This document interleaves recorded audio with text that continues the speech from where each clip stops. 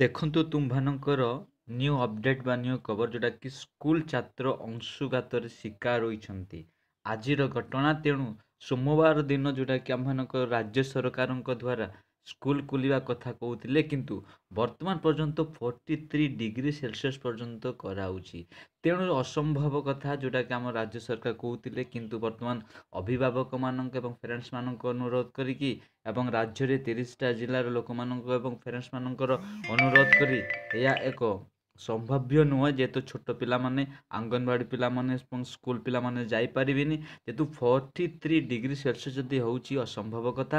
ତେଣୁ ଏହାଦ୍ୱାରା ଆମ୍ଭେମାନେ ସମସ୍ତେ ଏକତ୍ରିତ ହେବା ଏବଂ ଛୁଟିକୁ ଅଧିକ ଦିନ ପର୍ଯ୍ୟନ୍ତ ଘୁଞ୍ଚିବା ନିମନ୍ତେ ଆମେ ତତ୍ପର ହେବା।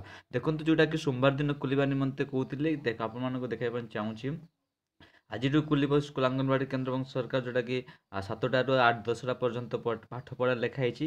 କିନ୍ତୁ ଏହା ସମ୍ଭବ ନୁହଁ, ଯେହେତୁ ଅଂଶୁଘାତରେ ପୀଡ଼ିତ ଅଛନ୍ତି ବହୁତ ଛାତ୍ରଛାତ୍ରୀମାନେ। ତେଣୁ ଏଇ ଯେଉଁ ଛୁଟିକୁ ଆମେମାନେ ତୁରନ୍ତ ଅଧିକ ଦିନ ଛୁଟି କରିବା ନିମନ୍ତେ ରାଜ୍ୟ ସରକାରଙ୍କ ଦ୍ୱାରା ଆର୍ଦ୍ରାକ୍ କରନ୍ତୁ। ଆପଣ କମେଣ୍ଟ କରନ୍ତୁ, ଚାଟିଂ କରନ୍ତୁ। Thank you very so much.